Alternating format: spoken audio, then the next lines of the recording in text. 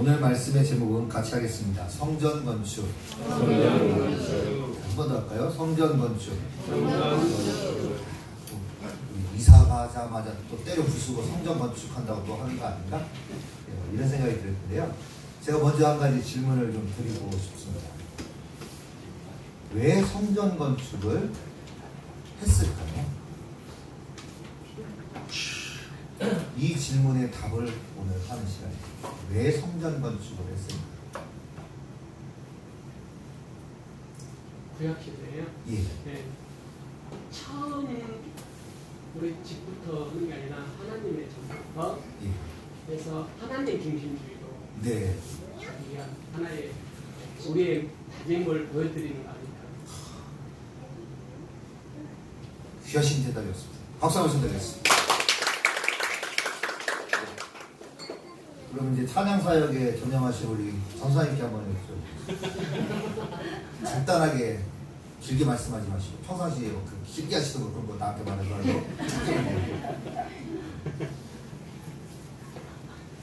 하나님 앞에 영광 돌리기 위해서. 그렇죠. 예. 틀립니까? 맞죠. 박수 한번 쳐드리겠습니다. 지금 말씀하신 것이 틀렸다거나 아니라는 얘기가 아니라 모두 다 담고 있는데 오늘 성전 건축이라는 이 말씀의 제목을 가지고 함께 나눌 때 아마 제 생각에는 여기 계신 분들이 성전 건축에 이런 뜻이 담겨 있었나 라는 생각을 들으실 거고 이전에 그런 이야기를 들어본 경험이 거의 없었을 것이라고 생각합니다. 그럼 오늘 목사님 어디서 또 이런 특별한 것을 제가 어디 신천지나 이단에서 가져온 것이 아니라 성경을 연구한 곳에서 이렇게 왔으니까 한번 진지하게 들어보시고 굉장히 넓고 깊고 의미가 컸었구나. 또 우리는 사람이다 보니까 사람 중심으로만 생각하는데 사람을 넘는 다른 차원들이 있구나 라는 생각들을 해보게 될 것입니다. 바로 성전 건축의 의미가 여기에 있습니다. 하나님을 가장 사랑하고 여호와 하나님을 온전히 예비했었던 이스라엘의 왕 한 사람을 꼽는다면 그 사람의 이름은 다윗입니다. 하나님 역시 다윗을 기뻐하셨고 다윗을 향해 이렇게 말씀하셨습니다. 사도행전 13장 22절 말씀에 이르시되 내가 이새의 아들 다윗을 만나니 내 마음에 맞는 사람이라 내 뜻을 다 이루리라 하시더니 아멘. 손을 가슴 한번 모아볼까요? 나는 하나님 마음에 맞는 사람입니다. 나는 하나님의 뜻을 다 이루십니다. 이런 삶이 되기를 축복합니다. 다윗은 하나님 마음에 맞는 사람이었고 하나님의 뜻을 그를 통해 이루시기를 원할 만큼 그를 아끼던 사람이었습니다. 다윗에게 간절한 소원이 하나 있었습니다. 그것이 바로 성전 건축이었습니다. 그러나 성전 건축을 그렇게 원했고 하나님께서 그렇게 마음에 합한 사람이었음에도 불구하고 성전 건축을 허락하지 않으셨다는 거예요. 자, 이거 우리에게 무슨 교훈을 줄까요? 하나님께서 우리에게 원하시고 바라시고 아끼시는 뜻이 있는데 거기에는 하나님께서 허락하시는 것이 있고 허락하지 않는 것이 있을 수 있다는 겁니다. 허락하지 않는다고 안 사랑하고 존중하지 않는다는 것이 아니라 사랑하고 아끼기 때문에 허락하지 않을 수 있다고 하는 것이 우리 신앙의 고백이 되어야 될 점 있습니다. 그 이유는 전쟁을 통해 많은 피를 다윗이 흘렸기 때문에 허락하지 않는다라고 말씀합니다. 성경 역대상 22장 8절 말씀에 여호와의 말씀이 내게 임하여 이르시되 너는 피를 심히 많이 흘렸고 크게 전쟁하였느니라. 내가 내 앞에서 땅에 피를 많이 흘렸은즉 내 이름을 위하여 성전을 건축하지 못하리라. 우리가 생활하면서 말로나 또 우리 행실로 많은 피를 흘리는 것과 같이 그런 일들을 행하지 않도록 늘 주의하고 노력해야 될 점이 있습니다. 대신에 다윗의 아들 솔로몬 왕을 통해 성전 건축을 이루시겠다고 하나님은 말씀하셨습니다. 역대상 22장 10절 말씀에 그가 내 이름을 위하여 성전을 건축할지라 그는 내 아들이 되고 나는 그의 아버지가 되어 그 나라 왕위를 이스라엘 위에 굳게 세워 영원까지 이르게 하리라 하셨나니. 하나님의 말씀대로 솔로몬은 7년이라는 시간에 걸쳐 하나님의 성전을 완성했습니다. 다윗은 하나님의 성전을 준비하는 사람이었고 솔로몬은 하나님의 성전을 완성시키는 사람이었습니다. 이렇듯 하나님의 뜻과 하나님의 나라는 준비하는 사람과 완성시키는 사람이 있습니다. 교회도 마찬가지입니다. 교회는 하나님을 섬기는 성도들, 사역자들의 헌신으로 세워져 갑니다. 그런데 어떤 사람에게 사명을 받아보냐면 준비시키는 사명이 있고 어떤 사람은 그 준비된 것을 가지고 완성시키는 사명이 있을 수 있다는 겁니다. 그런데 중요한 것은 교회를 잘하게 하는 것은 사람에게 있지 않고 오직 하나님께 있다라고 성경은 말씀합니다. 고린도전서 3장 5절과 9절 말씀에 그런즉 아볼로는 무엇이며 바울은 무엇이냐 그들은 주께서 각각 주신 대로 너희로 하여금 믿게 한 사역자들이라. 나는 심었고 아볼로는 물을 주었을 때 오직 하나님께서 자라게 하셨나니 그런즉 심는 이나 물 주는 이는 아무것도 아니로되 오직 자라게 하시는 이는 하나님뿐이라. 심는 이와 물 주는 이는 한 가지이나 각각 자기가 일한 대로 자기의 상을 받으리라. 우리는 하나님의 동역자들이요 너희는 하나님의 밭이요 하나님의 집이니라. 같이 합니다. 교회는 하나님의 밭, 교회는 하나님의 집. 교회는 하나님의 집이라고 말하고 있습니다. 하나님의 집을 두 글자로 말하면 뭡니까? 성전이라는 것. 저와 여러분은 주님께서 세우신 성전, 즉 교회를 하나님 뜻에 맞는 성전이 되도록 또 교회가 되도록 사랑하고 섬겨야 합니다. 오늘 말씀의 제목은 성전 건축입니다. 왜 하나님은 다윗의 아들 솔로몬을 통해 성전 건축을 하라고 말씀하셨을까요? 그리고 성전 건축이 우리에게 주는 영적인 교훈 한 가지는 무엇일까요? 오늘 말씀의 교훈은 한 가지만 말씀을 드리고 오늘 말씀을 정리하려고 합니다. 성전 건축에 진정한 의미가 있습니다. 전도사님이 말씀하신 하나님의 영광, 우리 윤지선님이 말씀하신 하나님께 가장 좋은 것을 제1로 드리는 드림, 이 의미들을 담고 있습니다. 그런데 오늘 제가 드리고 싶은 성전 건축의 진정한 의미가 뭐냐? 그거는 바로 이겁니다. 같이 할까요? 관계 회복과 조화. 다시 한번요. 관계 회복과 조화. 아니, 성전 건축에 이런 뜻이 있어? 혹시 성전 건축에 관계 회복과 조화라고 하는 뜻이 있다는 얘기를 한 번이라도 들어보신 분 계십니까? 너무 나가신 거 아닌가? 들어보세요. 들으셔야 돼요. 왜 성전 건축을 통해서 우리에게 이 말씀을 하시고자 했는지를 우리가 들어야 됩니다. 자, 내용은 이렇습니다. 오늘은 간단하게 끝나니까 잘 들으세요. 저도 쳐다봐 주시고요. 자, 성전 건축의 진정한 의미는 관계의 회복과 조화입니다. 하나님께서 아담과 하와를 위해서 만드신 동산이 있었습니다. 무슨 동산? 에덴 동산. 아름답고 모든 것이 조화로웠습니다. 에덴 동산을 크게 보면 하나님께서 만드신 네 가지가 조화를 이루면서 지탱되고 있었습니다. 몇 가지가요? 에덴 동산에 몇 가지요? 네 가지. 그 네 가지가 무엇일까? 에덴 동산에 하나님께서 만드신 피조물들을 네 가지로 분류한다면 이 네 가지는 무엇일까요? 바다, 아담, 하와, 하나님, 뱀. 네. 박수 쳐드리겠습니다.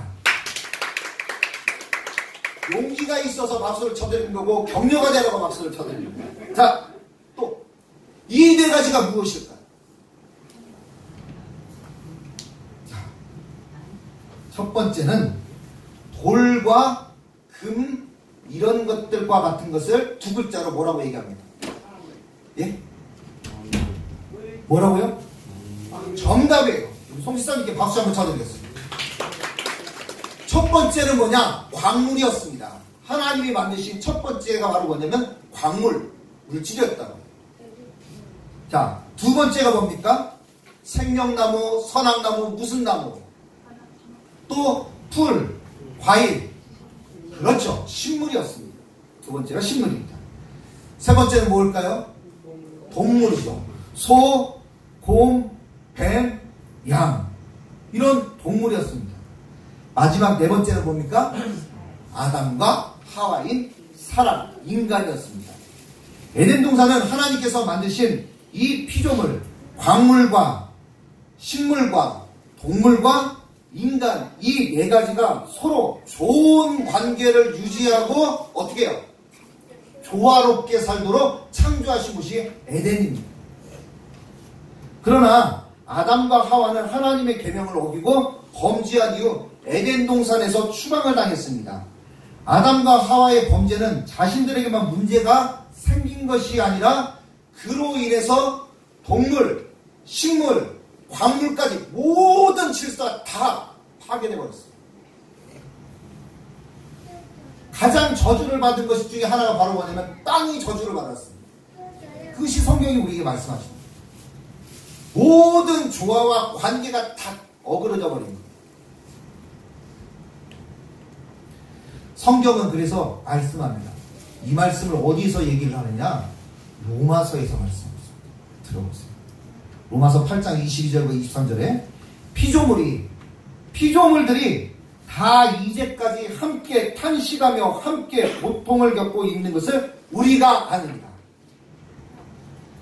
그뿐 아니라 또한 우리 곧 성령의 읽은 열매를 받은 우리까지도 속으로 탄식하며 양자될 것 곧 우리 몸의 속량을 기다립니다. 모든 피조물이 탄식하고 있다고 합니다. 왜요? 관계도 깨지고 조화도 깨져가지고 갈등하고 고통하고 있다는 거예요.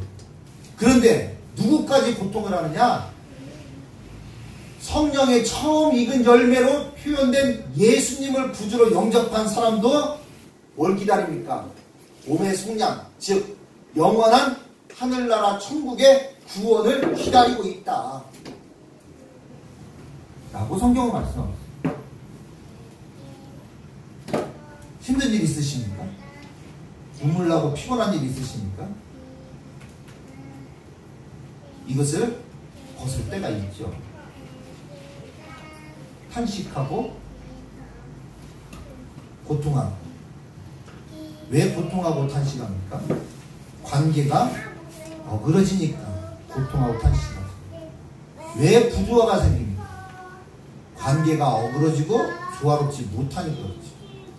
관계가 좋으면 웃음이 나지 눈물이 나진 않아요. 그렇죠? 조화롭고 화평하면 다툼이 날 일이 없죠. 원만하고 평안하죠. 사도 바울과 이스라엘 사람들은 이 사실을 잘 알고 있었습니다. 단지 사람만이 아니라 모든 피조물이 하나님과의 관계가 회복되고 조화를 이루기를 간절히 원한다는 것을 알고 있었고 그것을 고린도 교회 성도들한테 말씀해 준 겁니다. 이렇게 에덴 동산에서 쫓겨난 피조물들은 자신들의 근본이신 창조주 하나님을 향해서 끊임없이 나아가려고 부단하게 노력을 한다는 겁니다. 이렇게 고통하며 갈등하고 탄식하고 있는 모든 피조물을 아끼시고 사랑하시는 창조주 하나님께서 회복하고 다시금 조화를 이룰 수 있는 방법을 제시하셨습니다. 그것이 바로 무엇이냐? 그것이 바로 뭘까요? 제가 너무 이제 막 세게 얘기하는데 답변하시기 힘드신가요? 이 모든 관계 회복과 조화를 이루기 위해서 하나님께서 하신 일이 있습니다. 네 글자. 같이 합니다. 성전 건축. 성전 건축은 관계 회복과 조화가 바로 이런 이유 때문인 것입니다. 우리는 사람이기 때문에 인간이기 때문에 인간 중심적으로만 생각하지 우리 주변에 있는 삼라만상에 대해서 다 생각하지 않는다는 거예요. 먹고 살기도 힘들어 죽겠는데 식물, 동물까지 생각하겠습니까? 반려견까지 생각했습니까?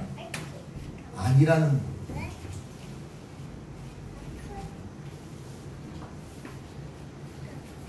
바로 성전입니다.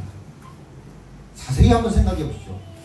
성전에서 무슨 일들이 있었고 성전에 무엇이 등장하는지 바로 이런 이유 때문입니다.